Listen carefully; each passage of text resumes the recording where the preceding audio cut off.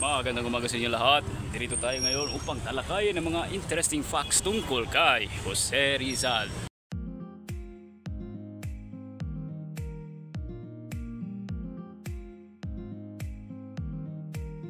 Alam mo ba kung ano ang totoong pangalan ni Jose Rizal? Ang totoong pangalan ni Jose Rizal ay Jose Protasio Rizal Mercado Y. Alonso Rialonda. Pangalan rin sa kanya ay Jose at Protasio, kung saan ito ay base sa Catholic calendar.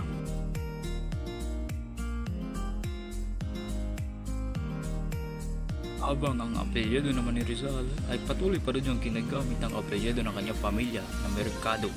Subalit ang ginamit ni Jose na apelyido ay Rizal noong nag-enroll siya sa Ateneo Municipal noong 1872 na taon, dahil ito ay pinalitan upang sa kanyang primero na seguridad. Ang kapatid na si Pasiano ay kaugnay sa pagpatay kay paring Jose Burgos, na kung saan ginawa ang apelyido nila bilang suspect. Nais din ang kanyang pamilya na protekta si Jose sa anumang kahinatnan. Alam mo ba ang tatlong hayop na ipinangalan sa kanya? Ang una ay ang Draco Rizali. Pangalawa ang Racophoros Rizali.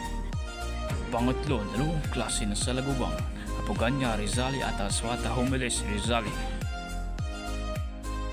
Pinitang si Rizal sa dapitan ng 1872 hanggang 1886 ay binuhis ang kanyang buong oras lamang sa pagpapagawa ng mga klinika at pag-aaralan, pati rin ang mga scientificong pag-eksplorasyon. Bagaman siya ay pinatapon dahil sa kanyang pagsulat ng mapanuri laban sa Spanish na gobyerno, ang kanyang pagmamahal sa natural na agham nagdala sa kanya patungo sa pagkolekta ng mga iba't ibang klaseng mga sampol.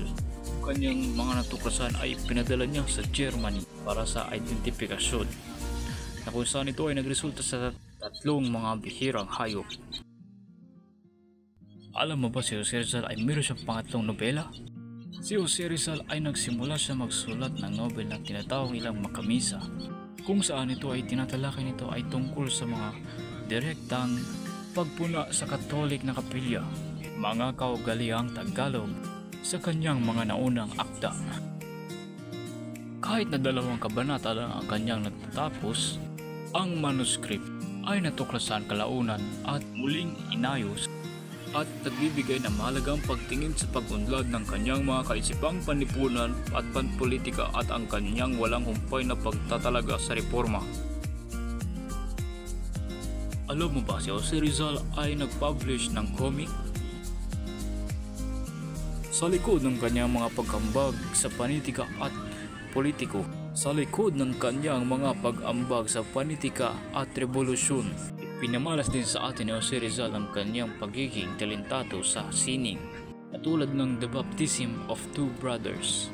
Simple ngunit makabuluhang bautismo na eksena, kung saan pinapakita ang dalawang magkapatid na napapalibutan ng kanyang pamilya at mga tanaw. Ang obra na ito ay nagbibigay ng isang pagtingin sa mas masayahin na bahagi ng buhay ni Rizal at koneksyon sa araw-araw na bahagi ng kanyang buhay. Ito ay pinapakita sa atin ang kanyang kakayahan at abilidad, paghahanap ng kagandahan at kahulugan ng dakila at ordinaryo. Ano mo ba kung gaano siya katangkad? Ayon sa istoryan na si Ambet Ocampo, kung saan natuklasan sa isang notebook na sinulat ni Rizal na siya ay 19 na taong gulang. Kanyang height ay nakameasure sa 1.61 meters, kung saan ito ay natitranslate sa 5 feet 3 inches. Sinukad niya ang kanyang sarili at ito ay naging isa sa mga pinaka-importanting ebidensya tungkol sa height ni Rizal, paglilinaw sa mga pagtatalo at nagbibigay din ng tamang paglalarawan para sa statwa ni Jose Rizal.